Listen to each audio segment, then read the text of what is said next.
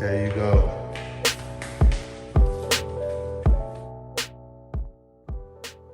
Dontaesboxingnation, what's going on, guys? Man, oh man, when I tell you guys the walls are closing in, they are really closing in from every direction, from Canelo's peers to even old media asking Canelo Alvarez real questions that journalists usually ask in other sports like football, basketball, baseball. Real questions that fans really want answers to. For the first time, Canelo is getting it from every single direction. Due to his lackluster performance against a 40-year-old Gennady Golovkin that actually looked 40 years old in every way. So Roberto Duran was asked to give his take on the Canelo Alvarez performance against Gennady Golovkin. And this is what he said. No lo vi nada. No? No vi nada. Vi Canelo lo vi intenso, Tipellí fuera de distancia, no puso presión, no hizo nada. No hizo nada. ¿Qué es la próxima pelea por Canelo? Yo creo que él debe pelear con el que le ganó. ¿O el Bivol? ¿La revancha? All right, guys, so just in case you didn't read the transcript, the translation that I had on the screen while Duran was talking, this is what he said. He said, Canelo, I didn't see anything. I saw him tense, out of distance. He didn't put any pressure. He didn't do anything. I think he should fight the one who beat him. And when he said that, obviously he was talking about this man right here, Dimitri Bivol. Guys, it's pretty much unanimous across the board. Everyone who is doing interviews, everyone who's giving their thoughts on this fight, they're pretty much saying the exact same things about Canelo's performance. Duran just pretty much corroborated everything I said in my post-fight video and more. But forget about just this fight.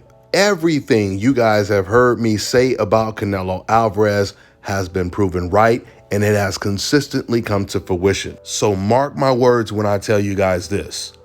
Things are about to get much worse for Canelo Alvarez. It's all downhill from here on for Canelo Alvarez, guys.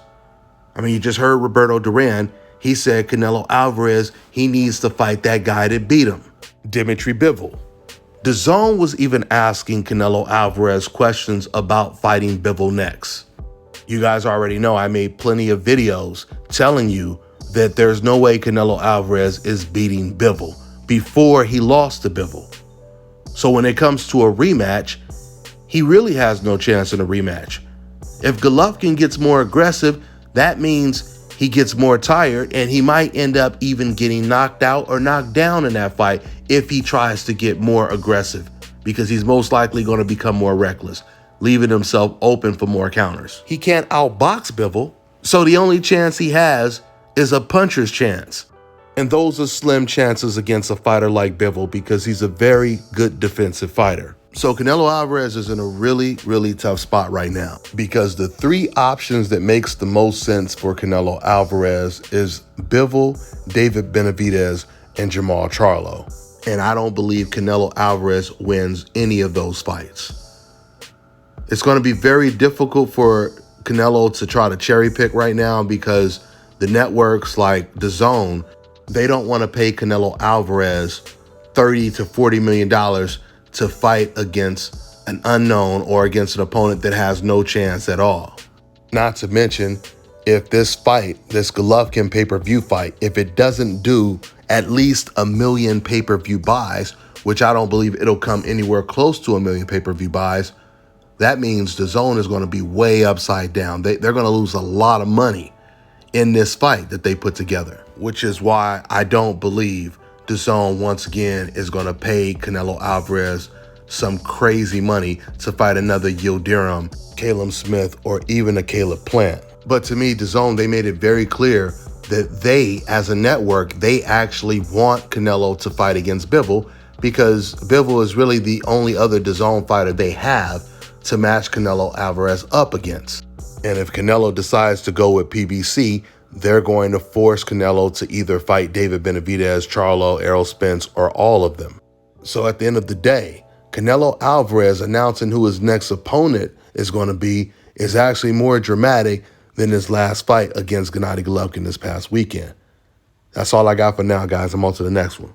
All right, now check this out, guys. If you're looking to repair eczema scars, burns and bruises, dark spots and blemishes, fever blisters, diabetic ulcers, this right here is the perfect product for you guys. It's called LO Key Face and Body Oil. Athletes and top-ranking boxers, they're also using it after training to reduce swelling, inflammation, and to ease the pain. So get yours today. Go to lodekey.com, like them on Facebook, and follow them on Instagram. Let me tell you guys about Issa Israel Law Firm. It is a full-service legal practice based in Denver, Colorado, an emerging hub for combat sports and high-altitude training. If you're a fighter inside or outside of the ring and you need a law firm you can trust to fight for you, visit thefighterfirm.com or email help@iilawfirm.com. Legal representation is usually limited to plaintiffs or defendants in Colorado, but iFirm can help anyone in the world with trademarking their business name, logos, and U.S. immigration issues. This brother has been my attorney for a while and helped guide me through all kinds of business and civil issues, so make sure you guys go to thefighterfirm.com.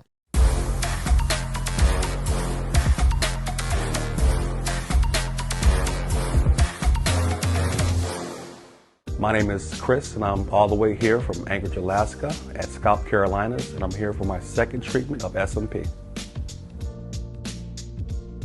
Well, I was sitting at home one day and going over my Facebook page, and they have different, like advertisements popping up, and I saw one for SMP.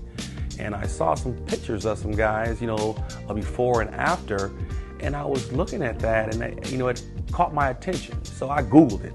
SMP, nothing showed up in my area. So, I did a little more research, and all of a sudden, ScalpCarolinas popped up in the web browser. So I started watching his videos and seeing all the reaction from all the other people. We talked on the phone, we made appointments and everything. I sent him pictures, and he looked at them, and I was like, "Can you fix this?" And, he pretty much said, "No problem." My first session, he made me feel extremely comfortable. It was almost like I was talking to family. He started, and during the whole treatment, we talked and, about our families and our life, and, and things that he does and things that I do. And before I know it, the first session was over. When you see someone doing something that they love, as much as I see Enoch Glover love what he does, it shows in his work. I wouldn't point anyone in any other direction but here to North Carolina, ScalpCarolinas, to get this done.